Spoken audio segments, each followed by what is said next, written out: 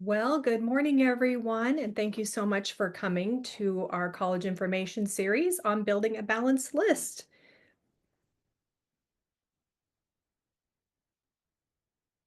You want to go to the next one, Laura? There we go.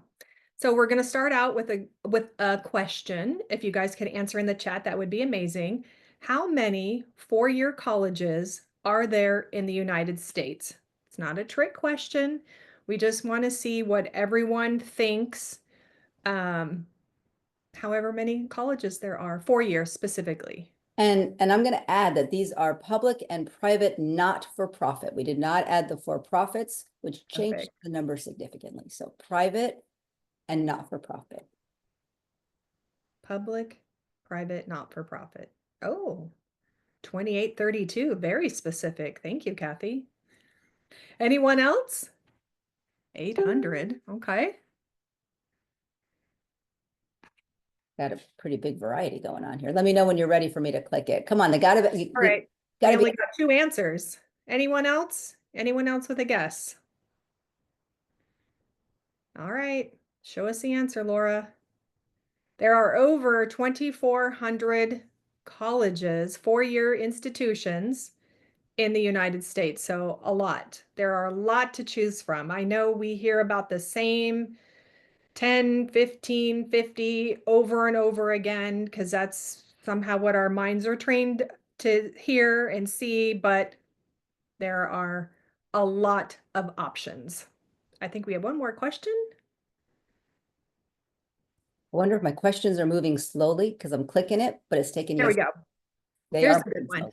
What is the average acceptance rate? This means when institution get applications, what is the average rate that they accept those that have applied to their school? And this is across all of those colleges that we talked about. Actually, I think it might be a little bit less. We'll find that out, I think, in an upcoming slide. But what is the average acceptance rate? So is it 1%? Is it Drop it in the chat. Drop it in the chat. 100%? What is the average of all those colleges? 70, very good. Okay, anyone else want to take a stab at it? Come on, everyone has an opinion about this. Let us know what you think. What do you think it is? Get my mouse out of my way. I think everyone's All right, sleeping. I think they're all sleeping. Okay. They're getting ready for those fun weekends ahead. All right, Laura, give us the answer. 73%. So, Kathy, you were close. Love it. All right, let's see how this kind of breaks down. So here are the recent acceptance rates. We're only looking at 1,600 plus schools, not all 2,400, because not every one of them reports this information. So this is the ones that we could find. So over 1,300 colleges have an above 50% acceptance rate. Obviously, there's those 27 stinkers, right? That are 10% or less. So we know who you are, those 10%, those 27 colleges. We see you, and we're moving on to the 1,380 plus colleges for our learners. Perfect. Okay, so here's the bottom line. Most colleges take most students. That's the reality. You just have to be willing to maybe move out of the mindset of, the four you've heard of. Okay, so here we go. And again, this is something you can work with your academic counselor with, but Laura, she's the expert on all of these and making a list. When you're ready, highly recommend you make an appointment with her. So making a list and understanding the language. So when you're making your list, you're going to look at a likely, a target, a reach, and a lottery. So a likely is going to be something that, you know what, I'm probably going to get in there. The money is decent that I'm going to be able to afford, and I'm going to be happy to go there. So that could be any school that you have thought of that maybe is in that 1,382 mark that you're no, well, I'll get in there. I'd be happy to go there. Your target school is going to be like, I kind of really want to go to this school. I look like I'd be a good candidate. I probably will get in, depending on the money. Maybe they give out some merit aid. Maybe the financial aid will work out. That's my target school. Then there's the reaches, right? We're like, well, it would be nice to go to those 20, one of those 27 schools with the less than 10% admit rate. Could I get in? Maybe, right? I'm kind of maybe not quite up to their thing, but I might apply anyway. And then there's the lottery. Psh, who knows, right? All the Ivies, MIT, Caltech, Stanford, it who knows who gets in. It's very hard. Let's just say that. Even if you're perfect on paper, you may not get in. Okay, so this is a big one. It's not them. I mean, sorry, it's not you, it's them. Really is. And then, of course, we have our little caveat. Well, it could be you if you're applying to Harvard with a 2.5. So maybe let's not pick that school if that's our GPA. But most of the time, they have their own whatever they're looking for that year. Who knows if you're going to meet their criteria? They have their own criteria, things that they need to fulfill for their balanced class. So, and here they are. They're institutional factors.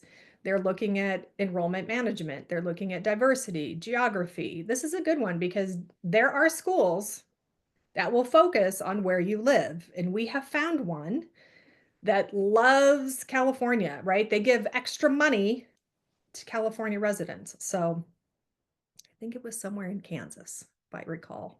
Kent State, is that the one, Laura? Anyways, then there's legacy, the school's mission, athletic, the major you're going to choose, special populations, and if you have a special talent. So they're looking at all of these things when they're looking to fill their class cohort of the year you're applying. So here we go with enrollment management. What is that? So it's a spike in application numbers. So everyone wants to go to UCLA. Let's just be honest, right? Their overall enrollment from the year before, so their yield, we granted admission to 5,000 people, only 2,500 decided they were going to enroll. That's a low yield for them. So then they're going to kind of balance who they're going to admit the next year because they like those yield numbers very, very high. So if they offer you admission, they expect you to enroll. So then they have to do a balance between those who can pay and those who cannot. So do they have money to give those who need it? Are they dependent on that tuition? So those are all their factors that they look at when they're looking at their enrollment management. Special populations, I'm sure you've heard a lot of these, right? So, if you are the best soccer player known to man, are you going to get into a fancy Ivy League school? Maybe. So it just depends, right? They're also looking at legacies. So did your family members go to that school? Children of donors. Yeah, very important. Who's got the greenbacks that's donating to the school? Very important factor. And then, of course, the children of the staff.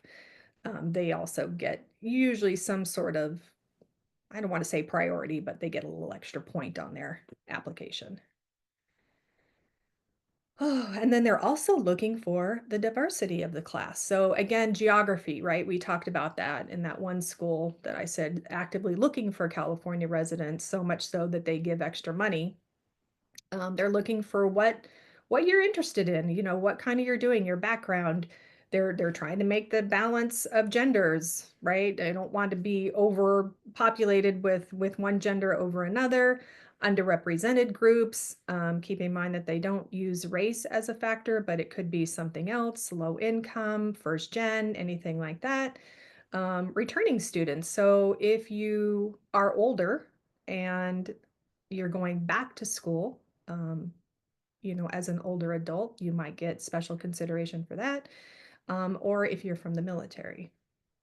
So I initially felt bad because I had given you so many slides, but That's okay. you can, Oh, and I took yours. Sorry. that's okay. That's okay. I don't mind. If you want to carry on, feel I free. was going to keep going. I don't want you to take the whole burden, but yeah, so I I'll grab will it from here. The I rest will of send the it class. over to you. Sorry, Laura. No I worries, was no worries. excited. And I'm going to make one more comment about this particular slide, and that is, they're trying to build a class. The school is looking at the overall picture in many cases, especially with holistic admission, which we talked about in the past. And so they're looking to bring in all these different factors. You can't have everybody playing the bassoon. You got to have a violin, or vice versa. You can't have everyone playing the violin. So these particular things are all aspects of trying to build that class so they have diversity. And the word diversity tends to get people kind of confused. And when we talk about diversity, look at this slide. We're not just talking about what person looks like. We're talking about all the different things they bring with them. They love you if you're from North Dakota, but not everyone needs to move to North Dakota to get into Harvard. But you know what? It could actually help. That's why we got it here on the picture. But they're really looking at building this interesting, different from each other class. Your major really matters in many cases. So there are certain things that are really applied to at a high level. Specifically right now, the one that is probably the most saturated is computer science. And we have seen some pretty harsh results with our computer science kids because there's just not enough room um, in every computer science department. And this is one of the things when people are looking at the admission rates for the UCs and they're a computer science kid and they're locked out, this is one of the reasons. There's simply not enough space. And if you're going to do computer science, engineering, psychology, there's others on there. Nursing is a really tough one, especially in California. You got to build a bigger list and you've got to build a more balanced list. So suddenly those schools that might seem like they're easy to get into for you, well, you're competing in a really saturated field. So it's important to kind of get an idea on if the college admits by major, by department, or if they just admit in general. And so every college has different ways of admitting, but the goal is not to have everyone doing computer science. They really need some classics majors. They need some horticulture majors. They need some things that are not necessarily as common. And so then we get the question, it's coming. Well, maybe even though I want to, go into computer science, should I apply as a classics major? No, you should not. One, you're not guaranteed to get into computer science from being a classics major. It's still impacted no matter when you apply. And your extracurriculars are going to look really weird when you got all this coding and you've been going to these coding programs and you're beating each other up with your robotics, but you want to study Shakespeare and you want to go into Western Civ and all that stuff. So, you need to apply to the one you want to apply to, but do be aware that if you're going to do one of these really saturated, impacted majors, and you're going to need a better balance on your list. Okay, talent is an interesting one. iLEAD is a fascinating school because we get a lot of students that have left traditional school because of talent, because they need this independent study model. We get a lot of kids from Coburn. We get a lot of kids that are coming from like OSHA and other performing arts schools that have finally moved into their actual careers, but they've done it early. And so we see some fascinating results here. We see Juilliard. We see an unusually high admission rate to USC. We see NYU. For our talented kids, it's extraordinary. And it really does make a difference. We also have extraordinary talent that tends to allow a student to rise to the top, even if they're not going into that major. We had a television actress who kind of waltzed into every single school, even though she was majoring in sociology.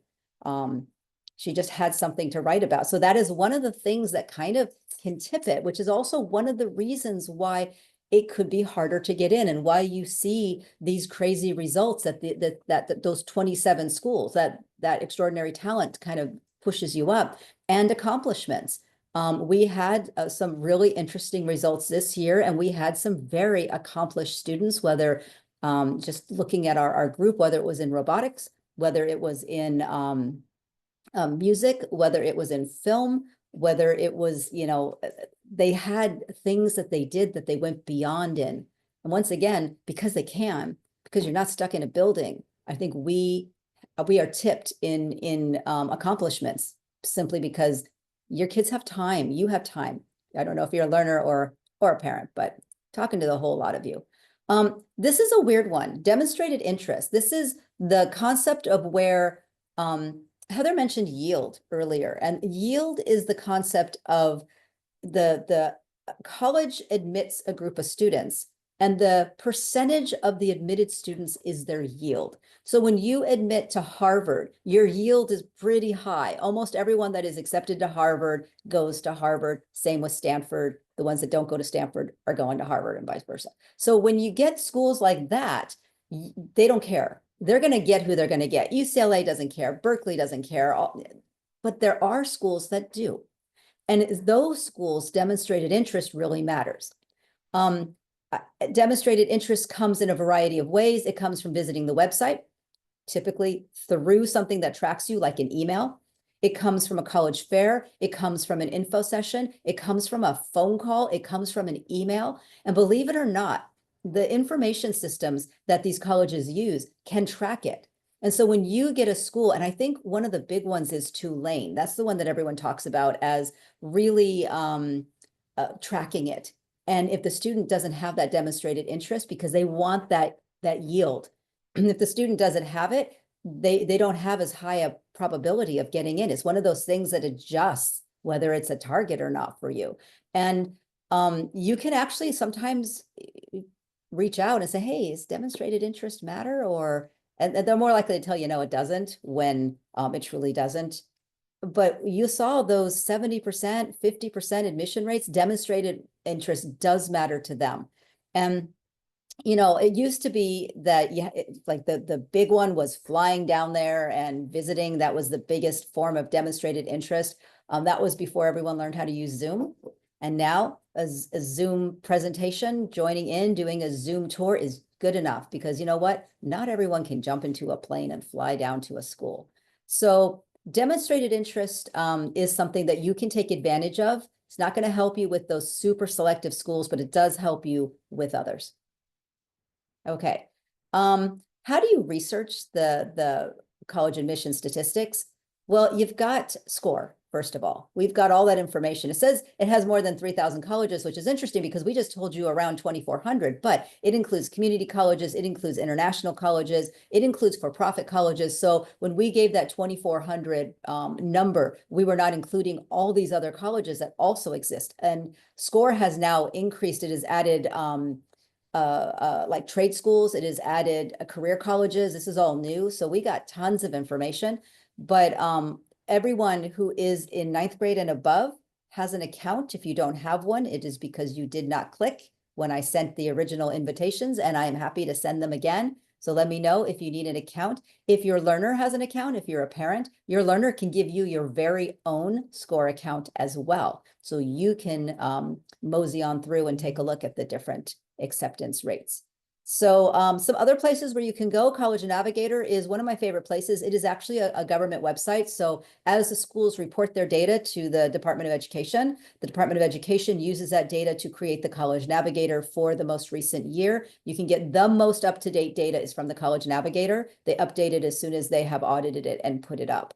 And also when you look at other people's statistics, they're pulling from the same data as the College Navigator. So if you just Google College Navigator, it's going to show up in Google as your first choice, and then you'll get all the data, tons of data, graduation data, completion data, accreditation data, default data, but as well as admission data. So it's a great site.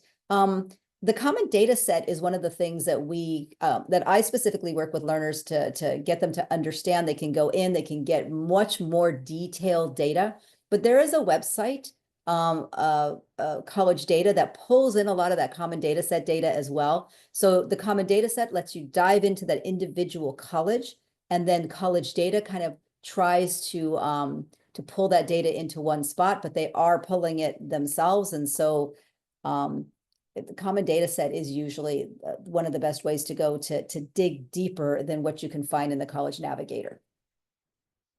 This is a great book. Who Gets In and Why really kind of gives you that back end of what's going on in the admission office. Everything from how the admission officers are making those choices that kind of give you that insight as to why this is happening and why it isn't. Everywhere from, some colleges will use a company to come in and analyze who is the family most likely to say yes at the specific price that they offer. I mean, they analyze things down to the core. And this book really kind of gives you the nitty gritty on exactly how it works. He went into different admission offices, kind of was a fly on the wall. They allowed him access to things, and you get all kinds of really interesting information to help you understand that it's not you, it's them. As we said in the beginning, it is not you, it's them. And that's really important for everyone to know. And this is a real good insight book. So this was a really short presentation. This is kind of an introduction. When I do list building with my students, most of you know I have a class. The list building is actually done one-on-one. I am happy to sit down with you, make sure your list is balanced. Score has a new feature, and it was available to me, and I think I've turned it on for learners now, where it uses AI. It's based on past score results, and it kind of can give you, based on your GPA test scores and things that are inputted into score, a different probability based on your personal information, based on our school and based on the general score population. And if you want to play with that, it's really cool. And we can look at it together. It gives you kind of, it uses different terminology, but it gives you the likelies, it gives you the reaches, the far reaches, and the levels. It will set that up in your list and you can play with that a bit. It's pretty cool. So this is our contact information. You can contact any of us. We're all pretty good at this, to be really honest, but you can also make an appointment with me. And our school year is coming to an end. So if you can't get your appointments in this year, I'm here next year. I also answer emails.